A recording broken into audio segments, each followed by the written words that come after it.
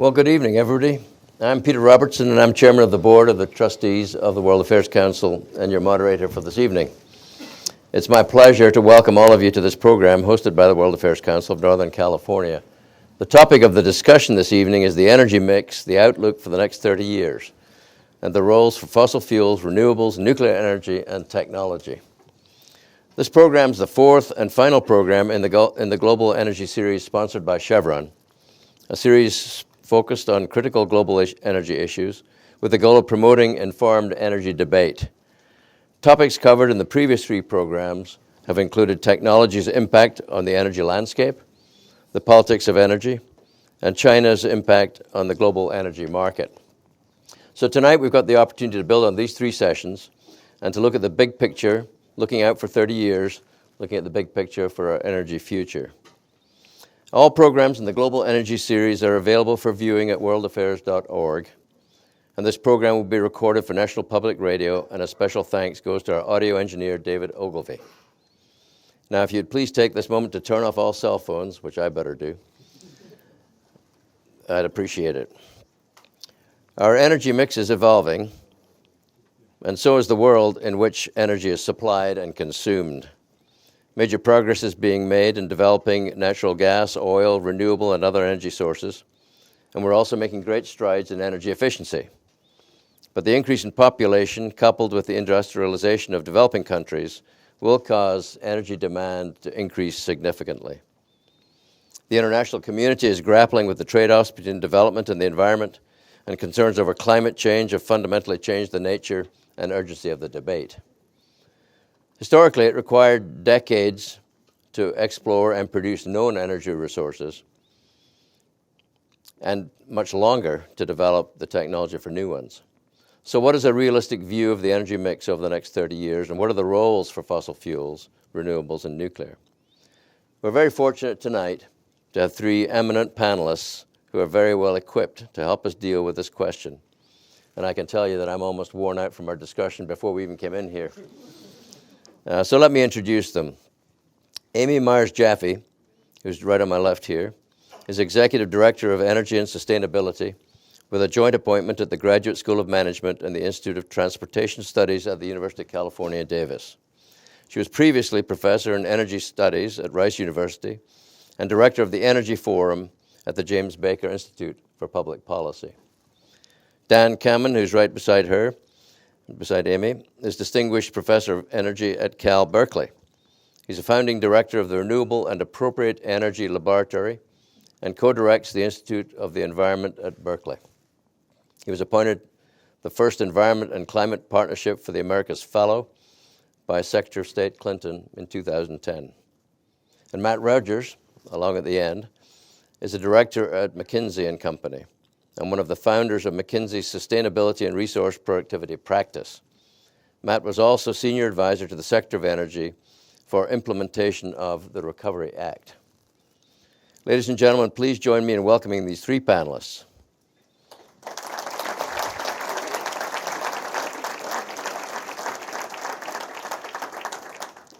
The plan here is that each panelist will speak for roughly 5 minutes before we move into some discussion and then Q&As from the audience. If you please indicate your questions briefly on the question cards, and please briefly because I've got to read them. If you put those briefly on your question cards that are on your seats, and the World Affairs Council staff will collect them during the panelists' remarks. Okay, we're going to start with Amy, and so I'd like to turn the floor over to her, she's going to focus on the role for oil and gas in the future global energy mix, and perhaps some of the key players and perhaps some other things. So, Amy. Well, I find it a very difficult time to talk about the long-term outlook in energy because we're in such a dramatic time of change. And we're in a dramatic time of change, not only it's easy to say here in the Bay Area, dramatic time of change of innovation and technology for clean technology in energy, but we're in a very dramatic time of change in the oil and gas industry, which might be a little bit less apparent in this part of the country. And one of the things that seems like it shifted almost overnight is that everyone was reading these articles in the newspaper about peak oil, and we're running out of oil, and we're running out of gas in the United States, and so on and so forth. And the next thing you knew, you woke up in the morning, and we had a surplus of natural gas in the United States, and might argue that we may someday have a surplus of oil in the United States.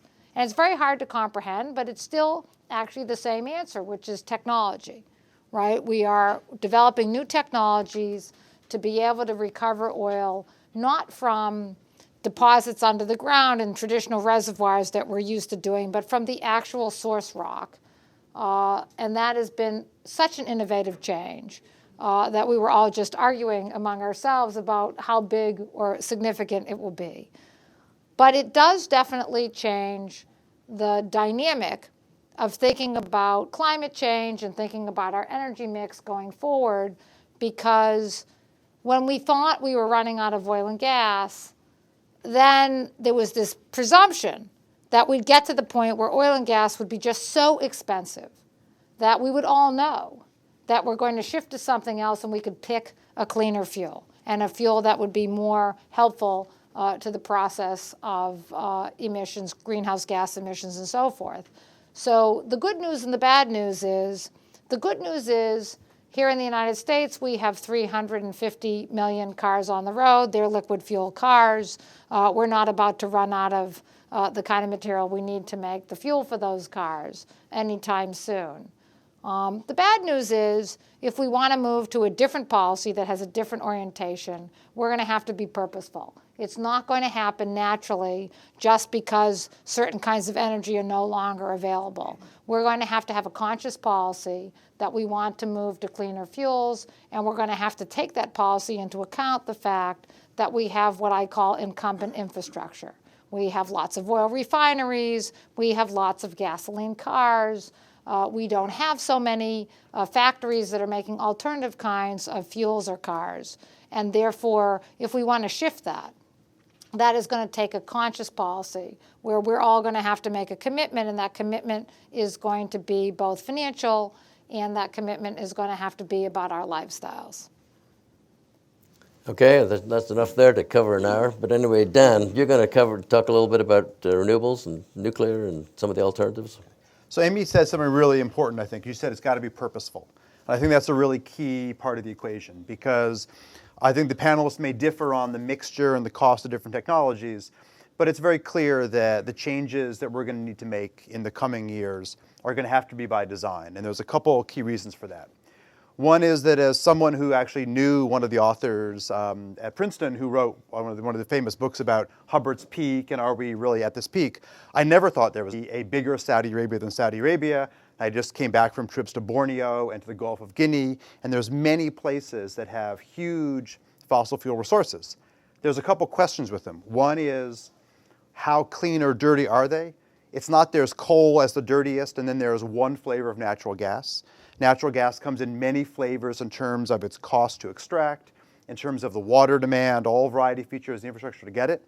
So we're going to have metrics beyond just money, and we often call these life cycle, cradle to grave, ways to assess how costly these things are. And the cost is no longer fossil fuels make up the dominant portion of our mix, say 85%, and everything else is fighting in the margins. It's that these same companies that are investing in the fossil technologies also have a chance to be major players in the clean tech area. 10 years ago, few of the renewables were close enough in cost that these small shifts made a big difference. But today, they're at the margin. Right now, if you buy in the United States a solar home system, solar panels for your roof, and I hope a lot of people in the room have them, and an electric vehicle, it's now cheaper to run your car and your home off of solar from your roof than it is to run your house off of the power from the grid and to buy gasoline.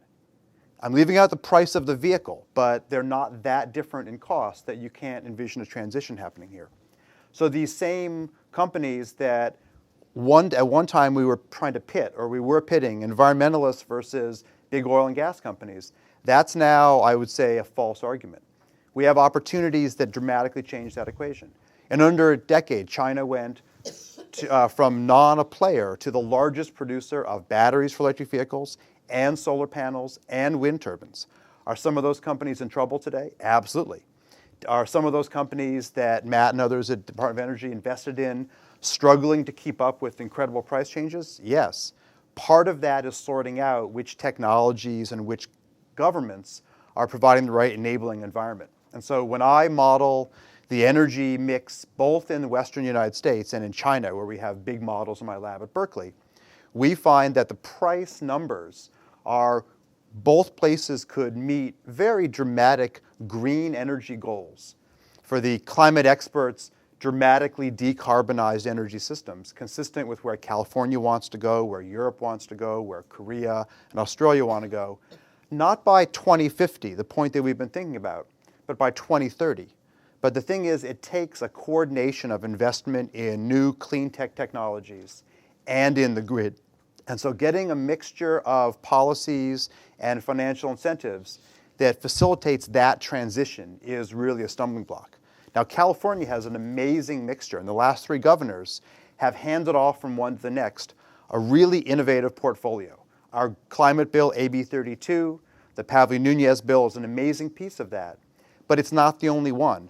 There's remarkable vehicle features. We have a mandate for 1 million solar roofs and 1 million vehicles, 1 million electric vehicles.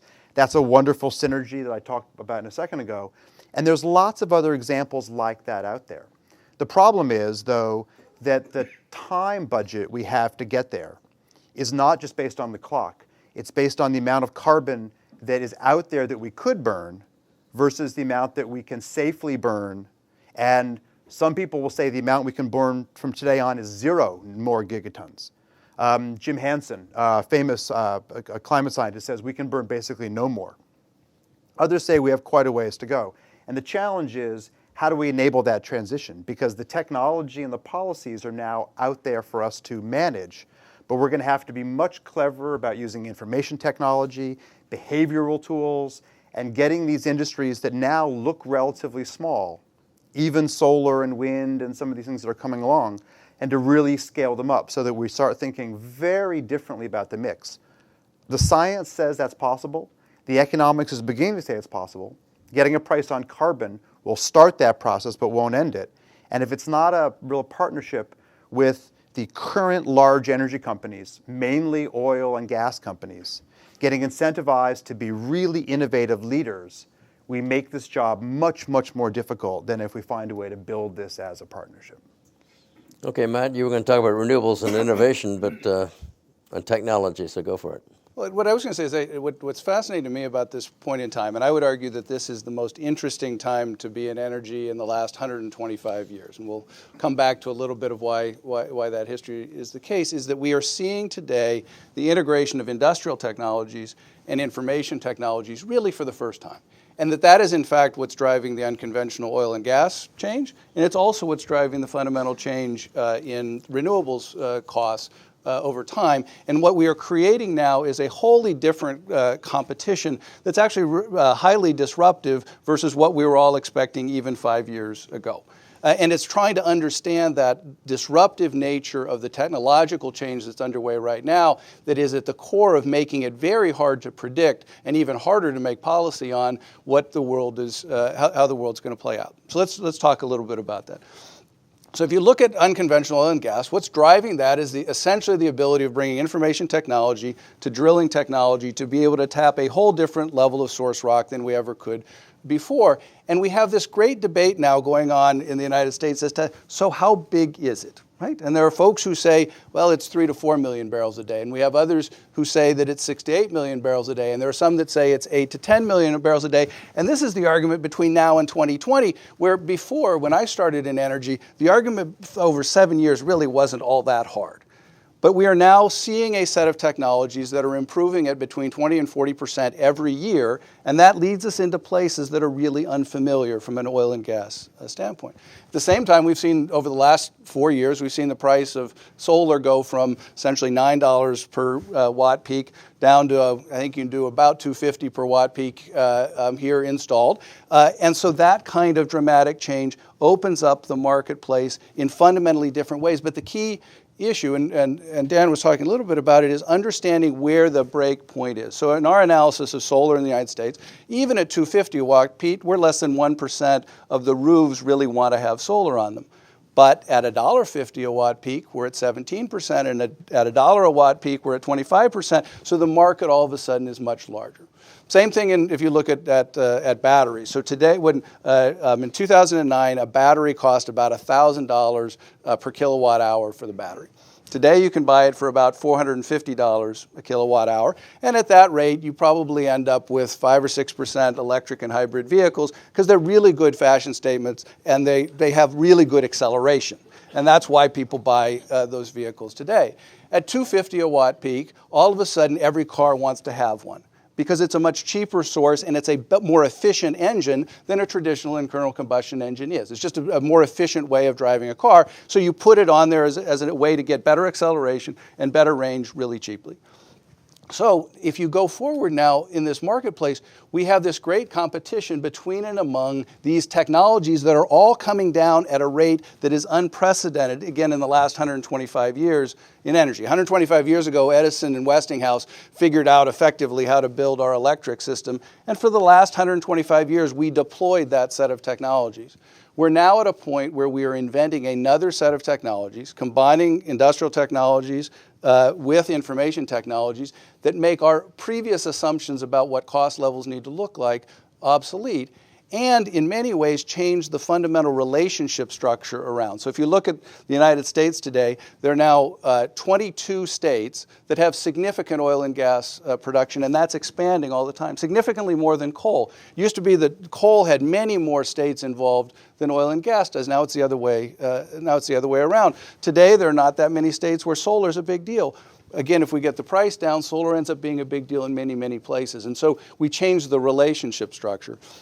And at the end of the day, the hardest thing of this is to try to be anything like a forecaster in energy, because again, the range of uncertainty out there, if you look at reputable folks looking at, say, renewables production in 2030, the range of forecasts out there is somewhere between 25% of the world and 67% of the world.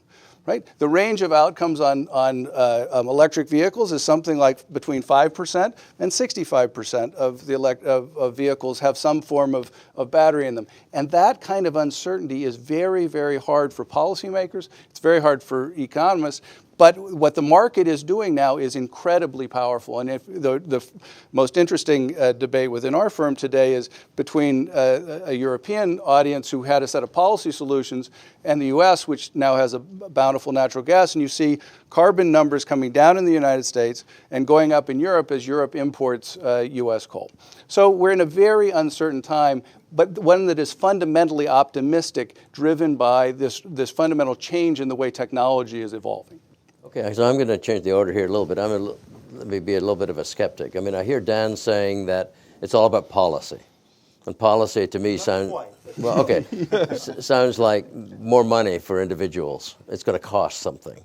I've heard that term used in that way before. We need policy, we need a carbon price, we need whatever it is, going to raise the cost of energy. I heard Matt say that, Edison and those guys, figured out a new way of giving us something we didn't have before. The problem is today we're replacing something we do have. We have gasoline, we have cars, we have people that lifestyles that are based on the existing energy. So what we're trying to do is go to a different form of energy that's replacing something that people are quite satisfied with, except for obviously the environmental issues that you discussed. So I'm just saying, isn't at the end of the day the answer that we're gonna have to pay more? I mean, you said ignore the car, but we've got to buy a car. But you buy a car either way. So I guess the answer, from my perspective, the answer would be no, I don't think actually it is that much more expensive. There's a real fundamental question of where you pay for it. We're used to having relatively cheap hardware up front, and then you pay for it over time. When you buy a natural gas plant, you can put 20 to 30% of the total cost into buying the plant, and the rest of it's buying fuel. When you buy the solar panels or the electric vehicle, you've got to buy it up front. So in the models that we run, and Matt is absolutely right, you cannot trust a modeler as far as you can kick them, because they're sure to be wrong, myself absolutely included. But when we run the scenarios, we're looking at the US West, looking at China. Right now we're ramping up to do one for East Africa. In all those cases, we find that the cost to make these dramatic cuts in emissions is marginally more, 1% over 30 years, than is the dirty path, but coordination and systems integration all are critical. And so there's lots of pieces of that. So it's much more a choice, and it's much more, do we actually decide to give people a way to finance away a green car because that fits this overall environmental perspective? Or do we say, no, we're not going to change the financing systems? And when I look at what's happening with the big pension funds and the really large investors, they're thinking now very differently about those investments. Will it all happen the way I'm sort of hoping? Probably not. No. But the options are there that the costs don't have to be very different. But if we choose not to act, then we guarantee the costs will be different. Amy, So what do you think? I hate to be a naysayer, but the reality is none of the technologies you're talking about today are truly commercial in the marketplace, and that is why they're subsidized, right? So, and when you go to a place like, say, India, and you travel there, last summer, their entire electricity system went down, and so if we transferred them over to electric cars, everybody would not have been able to go anywhere. So what works in California might not work in India, might not work in China. Not every place is sunny, right? So, in the end, we don't actually have a solution to intermittency. And I agree with you, the cost of doing all these things is coming down. But at the same time, because you have the constant reduction also, in my opinion, of certainly the price of natural gas, but over time, in my opinion, the price of oil, then what ultimately is going to happen is that it really is going to have to take place through policy. Because the state of Oklahoma, for example, declared that they're going to give incentives to have everybody have a CNG, compressed natural gas vehicle. And so they are going in a totally different direction. And I get the questions from a lot of different places. Companies that buy fleets, companies that are making fundamental investments in infrastructure.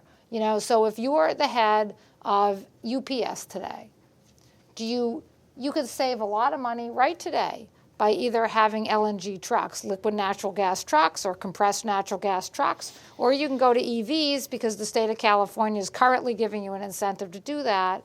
But to really make a smart decision, as Matt mentioned, this question of uncertainty, you almost have to know, what do you think? Because you're going to buy these fleets and you're going to have them for 10 or 20 years. And the question is, if I'm buying it today, what do I buy?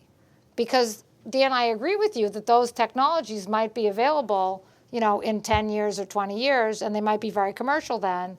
But every time I buy something today, at the scale we're all using energy today, I'm investing more and more in traditional incumbent infrastructure that has to be turned over. And how many years is it going to take me to the next time I'm going to buy 1,000 vehicles or 20,000 vehicles? I have to wait. How many years am I going to wait till the next time I'm making that purchase? And that, to me, is really the challenge. If I'm not giving you the market signal, or I'm not giving you a permanent policy signal to make a transition to something else, then this haphazard, what's commercial today is not necessarily going to leave us to the answer that you'd like it to be.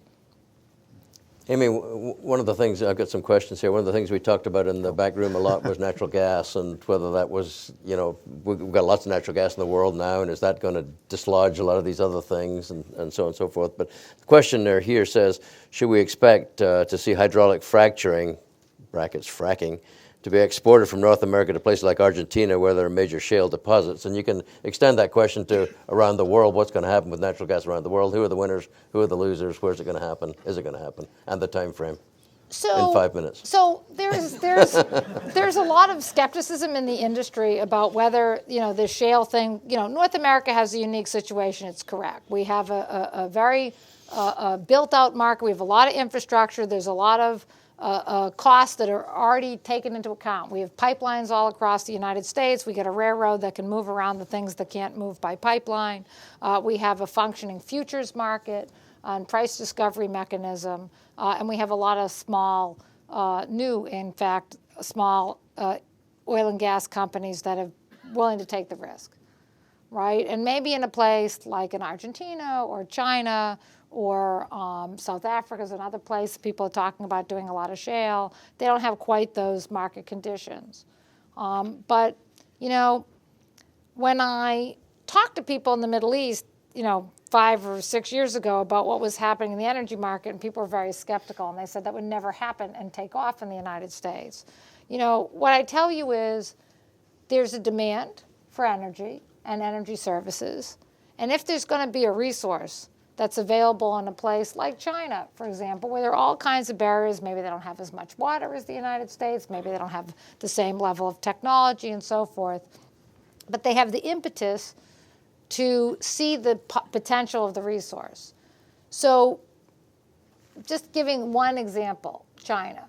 In China, there are 4 major national oil companies. They move very slowly. They weren't too interested in shale. They were taking a very slow approach. They were trying to block other players from going in. People thought it would take a really long time. Shale will never take off in China. It's 20 years away. And people were saying that, except the Chinese government passed a new rule that said that shale is not oil and it's not gas, right? So once they passed that rule, that meant that the Chinese national oil company, say CNPC, no longer has a monopoly, right? Because it's not oil and it's not gas, so it doesn't fall into their bailiwick.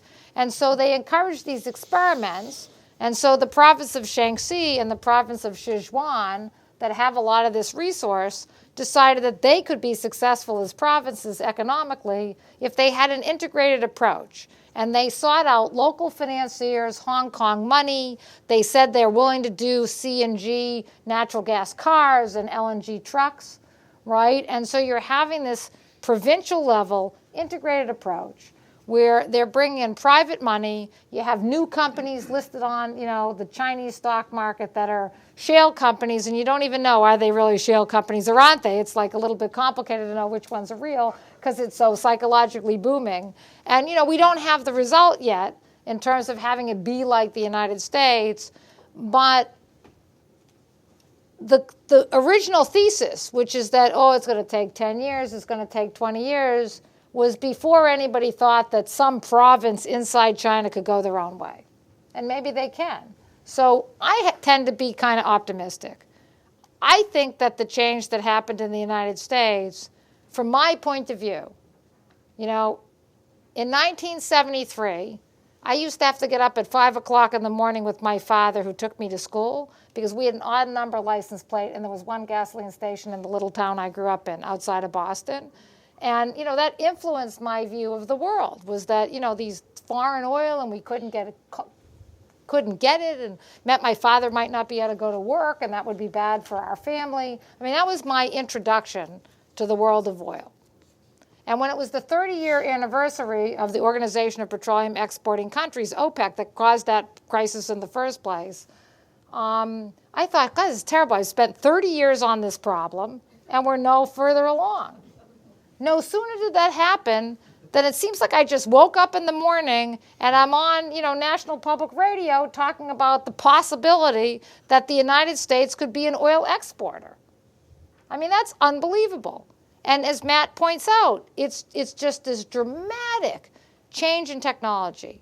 And here in California, you've got people talking about building driverless cars. So I'm at some conference the other day on natural gas vehicles. I sit to the side and have lunch with the guy from Ford. I mention the driverless car thing, and he tells me that if I'd like to see Ford's driverless cars, they'd have me down to their facility. I mean, that's unbelievable, right? So I do think it's very much like Dan and Matt are saying, that we're in this state of flux that is so intense, it is really hard to imagine where we're going to be. So, Dan, is there something different about the United States? I mean, I keep comparing, the explosion of explosion is the wrong term, but explosion of activity in Silicon Valley with technology, and I look at the explosion of activity in the shale gas business with all these little companies. But there's a little piece of me that says this has only happened in the United States. And you got some thoughts on the timeline, how long it's going to take to get some stuff done in other places. Got any views on that? Or? No, I would say the reverse. I mean, the U.S. is actually, on policy, quite far behind. But the technology revolution, both on the oil and gas side and on the renewable side, has allowed us to catch up very quickly to Europe, which took a lead on us. And if you look at just the solar industry, Japan for a long time carried manufacturing and deployment. Their 2-decade recession cut back their deployment dramatically. They're still an innovator, but they're not a manufacturing leader like they were.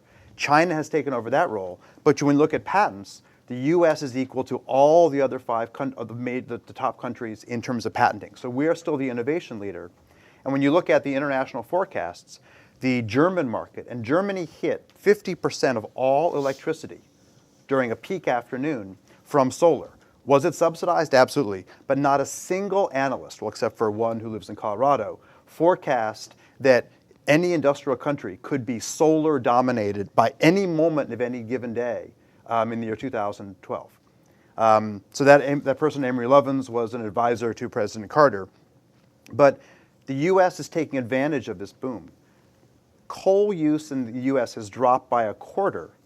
And this is the biggest change in 100 years in coal. And that's reset the baseline of carbon down. So every time you see things like CNG vehicles coming in, as is mentioned, that's an opportunity to yet again ratchet the number down. And when that number comes down, it's not going to go back up. We might sit for quite a while with gas, but all of those resets allow this competition to be much more aggressive. And the US is way behind. Job creation in Germany is way, way up in the clean tech sector. China sees this as part of their industrial policy. The US right now, California and New Jersey have 70% of the country's solar.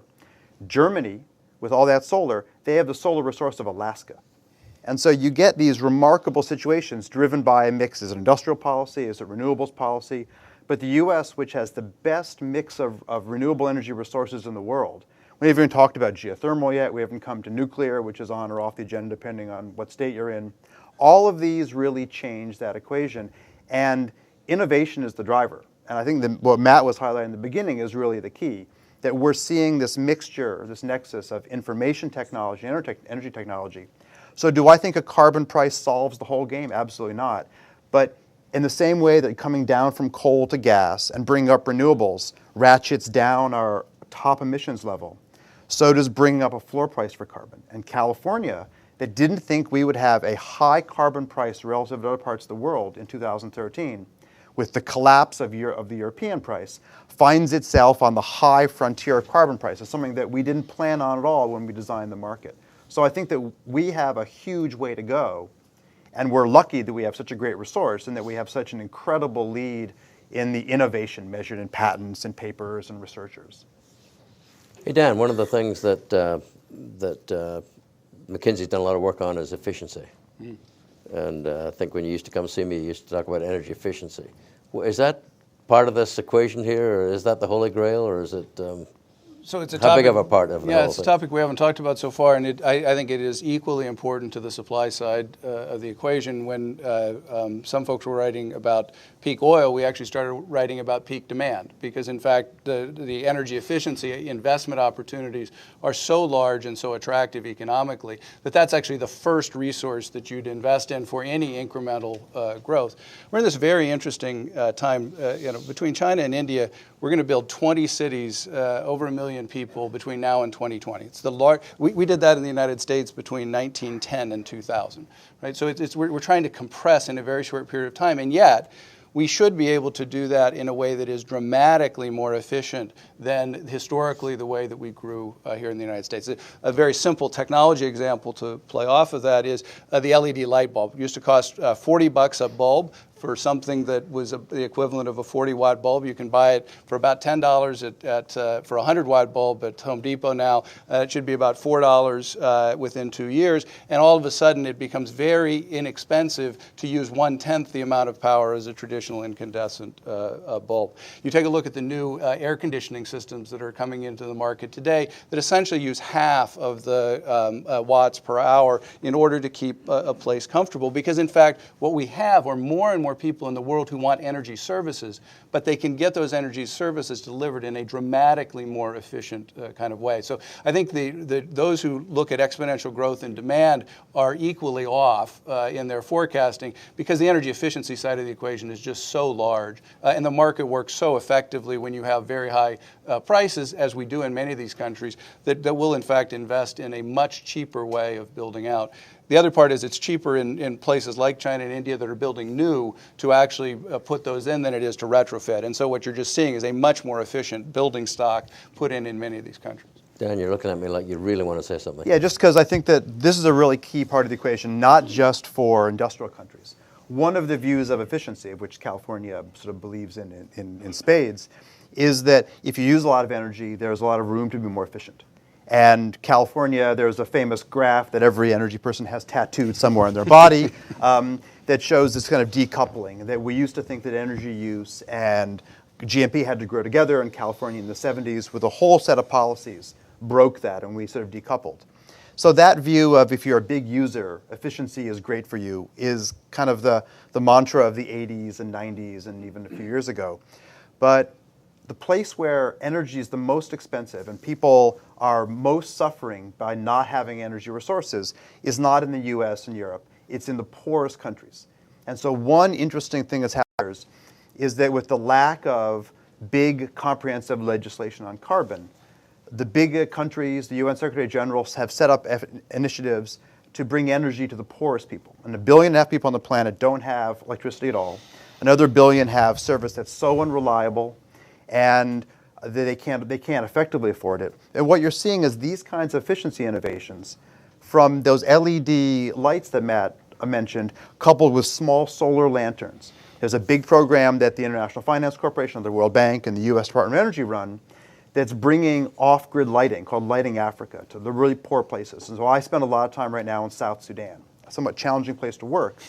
But they find that with a solar panel this big and an LED light, they started off this sort of boom of these appliances. Every university I go to has these incredibly exciting competitions where students are finding ways to add on to that an AM/FM radio on a printed circuit, and charging for their cell phones, and now charging of direct current refrigerators and televisions.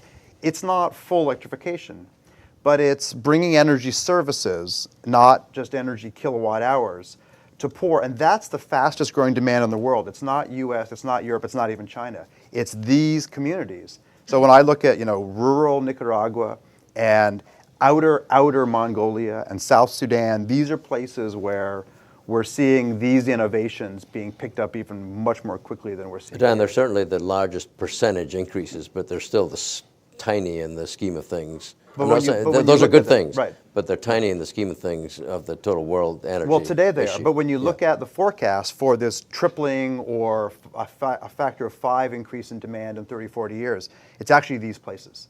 And Chinese cities, I mean, we heard mentioned before, are really reacting to pollution issues. China acknowledges that they lose 20-25% of their food crop because of losses from their power plant system. That's a huge piece of economic loss that clean energy will re-yield for them. And those are the types of innovations or the types of demands that really drive innovative thinking. So, Amy, how long does all this take? I mean, there's all the forecasts that I look at, and I recognize from our conversation before that my forecast, I probably don't look at all the forecasters that these guys look at, but most people say fossil fuel is going to be 80% 30 years from now, or 70% 30 years from now. I was going to ask each of you, what do you guys think? So Global energy demand. So I think the problem is, and you can point to a specific place, a specific day in Germany or a specific target that Spain had, but unfortunately the bottom line is we have almost 1 billion liquid fuel cars on the road today. And maybe in other places, I don't know the statistics in other places. In the United States, people replace their car between 7 and 14 years time, right? And again, when you're going to choose to replace your car, you have to be able to replace it with another technology.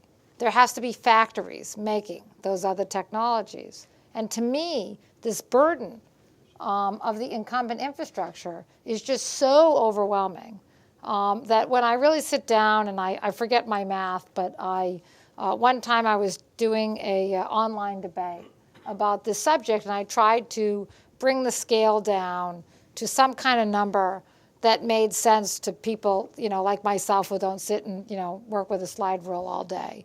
And so I decided that I would convert all the fossil fuel use in the world to kilowatt hours, and then I would put it in terms of nuclear plants. Like, how many nuclear plants do we have to replace with, clean energy? And the number is really staggering. It was over 6,000 nuclear facilities, right? If you think about how many do we have in the United States, we have 103, right? We have 103, and in 2005, the Congress passed a bill to provide loan guarantees so we could have 3 more. And I think we've maybe added 1 since then, right? So if you're thinking about replacing the equivalent of 6,000 nuclear plants, or I forget, it was a little over that, it's going to take a really long time. And we, I think the state of California is on a great path. I think that people in this state have their heart in the right place. Just because something is hard or there's a lot of incumbent infrastructure that has to turn over doesn't mean you shouldn't do it. It's just that we have to be realistic about, we're talking about generational change. We're not talking about something we can implement in 5 years or 10 years. And so I find it a little bit difficult as an energy expert speaking in public, because people have these ideas about the timeline for solar energy that it's just not how I see it. Right now, there aren't any cars on the road that use solar energy. I mean, very few in California. But if you go outside the state, right, how many EVs do you really see? I mean, honestly, how many EVs are there in the United States operating on the road today? What's the number? I don't know it off the top of my head. 170,000. Okay, that's compared to 350 million of liquid fuel cars. I mean, it's a very small number, right? And so, and some of that has to do with ourselves. We're waiting for the technology to magically bring it to us, and we don't want to have to participate in that in any way, right? But some of it has to do with, you get up in the morning and, what's your commitment to the environment? Are you going to buy one of these cars or aren't you? And, the jury really is still out. And that's where I tend to get discouraged. And I see natural gas being so inexpensive and such an easy thing to do, right, to stay kind of where we are. I mean, natural gas could wind up being very enabling. If natural gas is very cheap, it means electricity is going to be cheap. It means it behooves me to plug in my car. Or, if natural gas is very cheap, maybe that means that the cost to move to hydrogen vehicles could be very low, because you could use the natural gas, at least in the beginning, to be the source for hydrogen. But, in the end, it is going to be about how much capital gets deployed, how many consumers step up to the plate to try a new technology. And I must say, for those who are listening on the radio, I'm a middle-aged person. I don't have very much hope, actually, for my generation. We baby boomers kind of messed it up. And the generation I think holds a lot of promise. We call them the millennials, right? I think they get it. These are the students I teach at University of California. They were the students I taught at Rice University. They get it. And I think that their generation will bring it forward. But I think we're going to have to wait for their generation. Hey, Dan, one of the thing that seemed to me was big enough to make a difference here was nuclear. And you mentioned nuclear, and it's certainly got the climate, the carbon issue resolved, but lots of other issues. Where are we going? Where do you think globally we're going on nuclear? Well, I think that, so I'm a professor of nuclear engineering, but I think that if you ask 100 nuclear experts, you'll get 100 different answers. And there are people who range from nuclear is sort of an ideal technology today, it just needs a better PR firm, to people who think it needs to be fundamentally rethought. In California, it's currently illegal to build new nuclear until we have a waste plan that's credible, which we're not on the path to get. We've actually stepped back as a country from a very complicated, problematic plan around Yucca Mountain. The issue is that right now when you ask most of the quote-unquote smart money, where's nuclear going? There are some very innovative next generation, called Generation 4 plant designs out there, but they don't fundamentally reset how you would operate nuclear plants. They're better, safer, more reliable, But when you ask the smart investors, which I'm not sure is actually the best guide in this area, but when you ask them, they say, well, my bet is on so-called small modular reactors. So it's taking a step back from reactors that are 1,000 megawatts, a gigawatt, to reactors that are anywhere between 70 and 200 to 300 megawatts in size. And I'm not sure that I see that changing the equation. And the reason is this. We have, as I mentioned, we have about 100 reactors in the US. That's about a quarter of the world's fleet. All those reactors are going to have to be replaced sometime in the next 30 to 50 years. Just therefore for nuclear to remain at market share at a current price of $7 to $12 billion a plant, we don't have the money or the time or the companies who make the containment domes and this and that for nuclear to do anything but tread water. Now, there are some really exciting designs out there that are in these small modular categories, and someone will surely bring up pebble bed reactors that don't have a physical core, so they can't actually melt down, and these are neat. But we would have to do what Amy said in the beginning. We would have to be purposeful about that transition. And I'm not sure, nuclear I believe is going to roughly keep its present market share for now. But compared to geothermal and where solar is going and where wind is going and where gas is now, even if it creeps up in price, both overall cost and carbon price, I'm not sure I see it adding share. And actually, I guess my last point on it would be that's probably a good thing, because coming out of an oil and coal dominated age, one thing we've learned, as much as the big energy companies have invested money back in, if you are the 800-pound gorilla in the room, you don't innovate as much as you should. The big companies have put far too little money into R&D, and a too small fraction of that money has got into products in the market. But if all of the competitors are in that kind of 15 to 20% range, so I guess to borrow from Sherlock Holmes, the 20% solution, not the 7% solution, you get a bunch of players at that scale. If each one invests in research and innovation, they don't dominate the whole landscape and shut down innovation, but they gain market share. And so a lot of mid-sized sectors, the geothermal, the wind, the solar, the gas, the nuclear, they can drive innovation in this area. And we've been missing innovation for decades in energy overall. And right now, thanks to Matt and others who really pushed money out the door at a record rate in the stimulus fund, we have a chance to make that happen again. Problem is that when Matt left, the money's dropped off the cliff. And so we need to see a reinvestment in this area. Not subsidies, but we need to see money getting back in, or we're going to lose this incredible window that Matt was talking about. Some of us might say we better not get Matt back to the government again. If it's good. How much did you push out the door, Matt? And quick, tell us about that. Well, so we did what I think is interesting in this context. So we did $35.6 billion out of the Department of Energy in what was the largest R&D program of all time, $10 billion into R&D, another $10 billion into energy efficiency, and the whole set into deployment of new technologies, the smallest part of that. And we'll see where that leads. I think there's some good econometric research coming back on the near-term investments. A whole set of them are long-term investments, and we'll see where they pay out. But what we see is the United States in a leadership role against many of these technologies, which I think is quite exciting. The corollary of that is that the single largest stimulus going on today is the stimulus that comes from natural gas.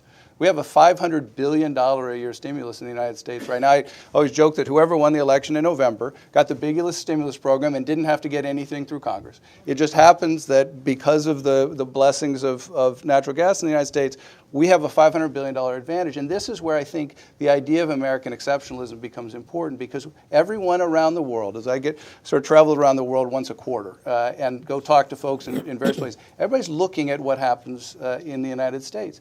And with $500 billion and the advantage that comes from that, we're growing the steel industry for the first time. We've got steel clients around the world saying, whoa, wait a second. We didn't think that you should be building steel plants in the United States, but that's the place you want to build them. We're building fertilizer manufacturers in the United States at a rapid rate so that we're not going to import ammonia in the United States for the first time essentially since the Civil War, right? This is a massive change in the way that the world works, driven by the growth of gas. And so the largest stimulus program is in fact this growth that's coming from natural gas that's giving us a wealth creation effect that's focusing the mind everywhere in the world. So in Europe, why are we going to start drilling a lot more natural gas in Europe? We're going to start drilling a lot more because they see what's happening in the United States. Same thing in China, same thing in South America. And I think that's a very powerful incentive around the world, is seeing how rich the U.S. is becoming on this foundation. The market works. Works very powerfully. A bunch of questions on biofuels, and you might want to just pick that up too. Is just where are we on biofuels? And then there's also a question on ocean resources. So, a bunch of alternatives. Dan, you want to just quickly tick them off? So biofuels is a tough one because the production technologies are very exciting. There's a lot of investments going into this area. But Mark Twain was right? Invest in land because we're not making it anymore, right? The problem is that it competes with land. And if you don't go for the best cropland, then the yields are lower and the costs are higher, and it makes it a tougher equation. Doesn't mean there's not really exciting advances out there, but it's competing against land for nature, for where we live, areas we want to do other things on. So biofuels is going to have a part of the story, but California, which a couple years ago when we wrote the low carbon fuel standard, was really thinking biofuels would be the next step forward. California has now shifted its thinking to electric vehicles and to hydrogen as well. And that's consistent with what Korea, a number of other places are looking at as well in terms of the mix. Ocean energy, the same kind of problem. With the best waves in the best places in terms of big waves and a lot of energy and also convenient to get at, are near coastal areas. And I don't think many of us want massive amounts of buoys and things, even ones that are floating on the bottom that you can't see. So there's a role there, and it's probably a 5% role if you're sort of aggressive, and if you're super aggressive, Isaac Asimov would probably say maybe you get to 10%. But I don't see ocean energy ever getting to that, to beyond that, which means that it's one of the competitors, but compared to gas, compared to solar, wind, geothermal, hydro, it's not going to be one of the leading parts of that story. But there are some interesting opportunities too. Amy? So I would just want to throw out there this area that no one's really talking about yet.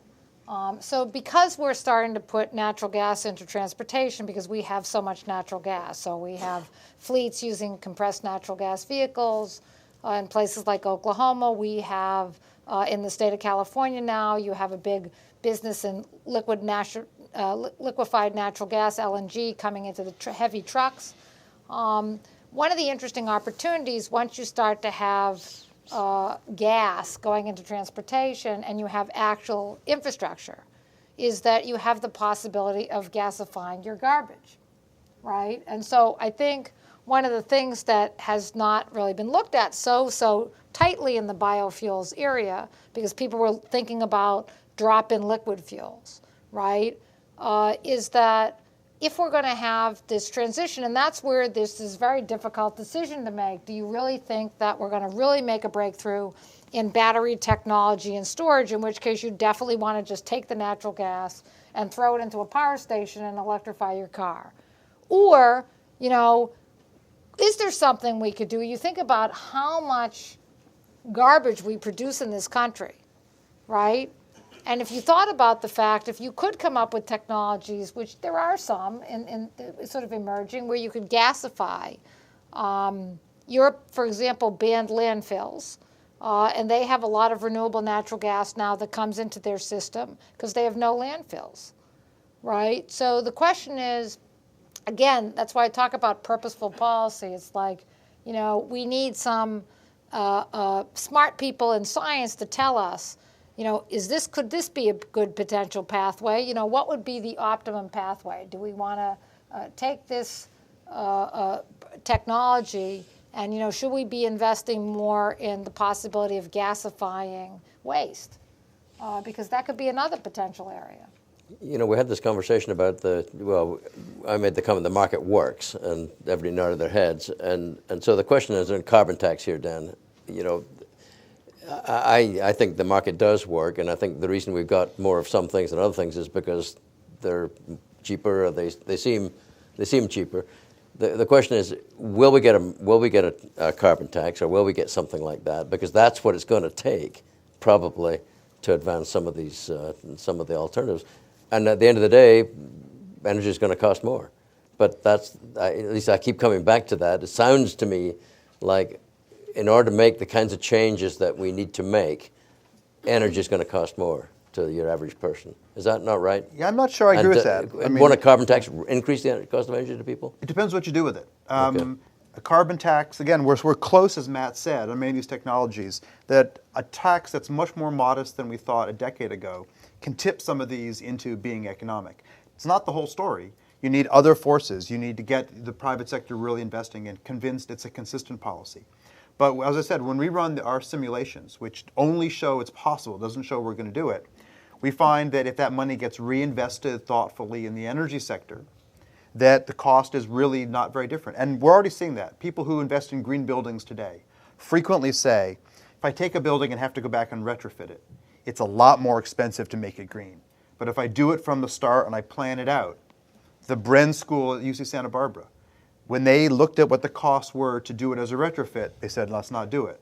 But when they did it as a plan from the beginning, and many other buildings have found the same thing, cost is very, very equivalent. And furthermore, we haven't even begun to explore the clever policy tools to reward that kind of behavior. There are ways to give construction firms a bonus if the building performs over its lifetime better than expected, and to actually dock them a bit if it underperforms. Right now, we all buy things all the time, and we generally go for the lowest bid.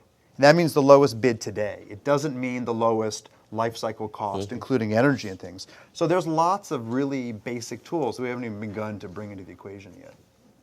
I'm going to change a little bit. Amy, a lot of the work that you guys have done is on geopolitics of energy. And we talked about entrenched interests or infrastructure here, but there's a lot of entrenched infrastructure around the world on primarily fossil fuels, but on lots of things. Who are the winners here? Who are the losers? Where's OPEC in all of this? You know, I would say that OPEC made a fundamentally bad decision in the 2000s. They raised the price of oil so high that they made, all the things that Dan and Matt are talking about were all enabled by the fact that the price of oil was so high. So when I was listening to just our discussion a few minutes ago about the high cost of, future clean tech or whatever, I think the oil industry itself shot itself in the foot. I mean, once in the Middle East they decided, Osama bin Laden stood up in 2002, right? People don't really realize this, and he said that,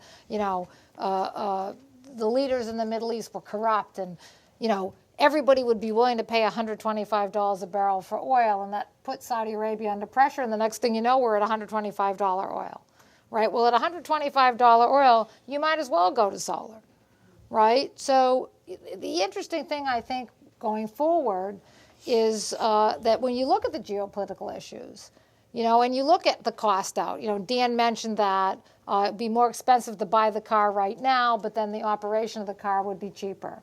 I mean, we do need to focus in this country on the changing geopolitics of our suppliers, right? And ultimately, people do not, I think, really grasp. We've seen it on CNN, and we kind of sort of watch the Syrian thing, or we watch the Libyan thing, or we watch the Egypt thing. And then when it's off TV and we're watching the trial of someone who, murdered their boyfriend, we forget that turmoil didn't stop over there in the Middle East. And things are very unstable in the Middle East everywhere, not just in places that we see on television, but also in places where we get our oil. And that's not resolving itself quickly. I like to remind people, since that's what I did my original senior thesis on when I was in university, the first Egyptian revolution, right, was actually in the 1950s. And it brought in a whole new movement of Arab National Socialists and the Ba'ath Party and all these different kinds of ways of organizing political life in the Middle East in the 50s. And people don't remember this, right? But it happened in Egypt in the early 50s. It wasn't until 1969 that Muammar Gaddafi came into power in Libya on that same social and political trend. We're talking about 17 years later.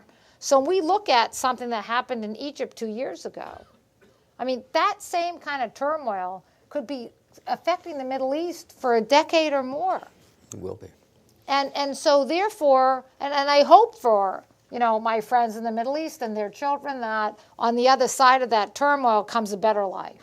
And a life where people have security, where they can get up in the morning and they have their own personal freedoms. They don't have to worry about the secret police.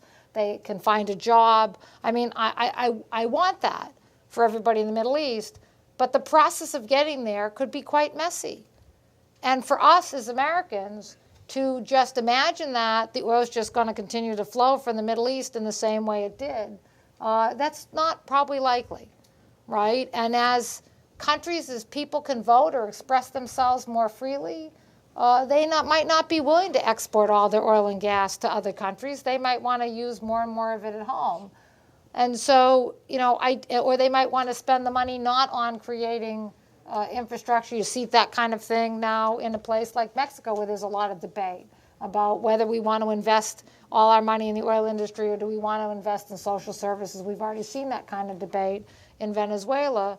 So, we do have this opportunity now that we have our own resources here in the United States on the oil and gas side, but we have to look at that in the context of what's happening internationally and what are our opportunities in terms of clean tech, in terms of oil and gas in the United States.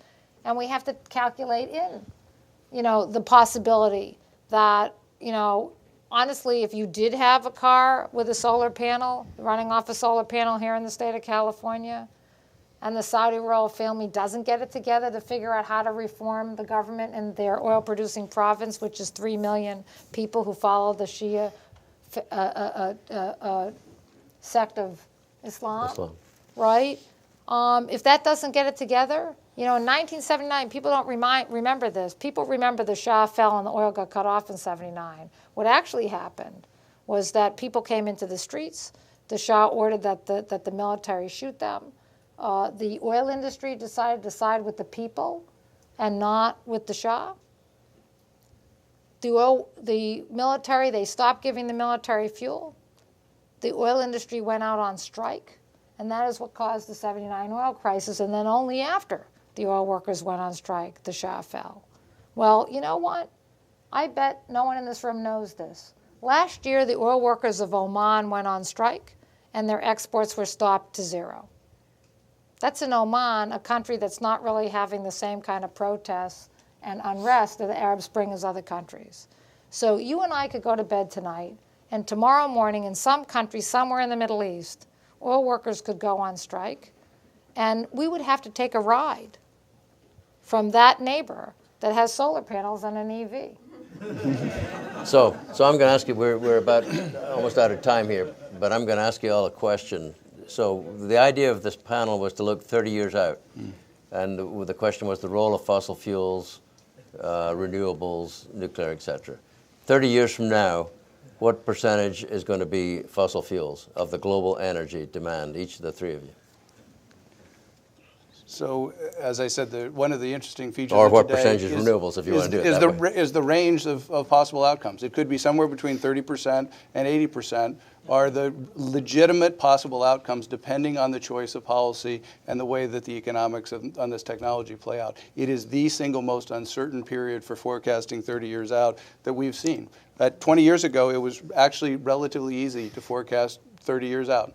And now we are in a wholly different arena. And I think that's actually the most interesting part, is that broad range. And as a manager, how do you think about managing for a world where those are equal possibilities?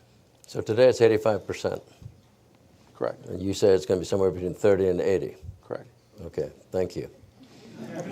Dan. So I think the forces, the forces of innovation, the forces of cost, the forces of environment are pushing us strongly out of the bounds that we're thinking about initially.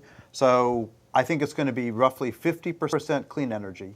That's the renewables and nuclear. And that we're going to be seeing, real dramatic changes in how we think about energy as part of our overall system. It's going to be where we're putting a lot of money up front, but paying relatively low costs down the road. But Matt's right. I mean, the range isn't because some models are wrong and some are right. It's because different assumptions. Yeah. And if you don't get this mix that I described in the beginning of having some control over both your infrastructure to generate energy and to move it around and use it, the transmission, distribution, and use, that you can push yourself very high or low. But I would say kind of 50%, really a huge change. Okay. Amy. Before I answer the question, I want audience participation. All right? And I want you to be really, really honest. Okay? We're sitting in San Francisco, one of the most innovative, redo ourselves city in the country. I want you to raise your hand in the honest way. If you anticipate in the next 5 years, you would consider either putting a solar panel on your house or buying an electric vehicle, raise your hand in the next 5 years. Okay, we got vast majority raise their hands. Amy, what's your number? Okay, 50%. Okay, well, I think we are out of time. We could have gone on here for a lot longer. I want to thank all of you for your questions, and I really want to thank the panel for a truly outstanding effort. Thank you.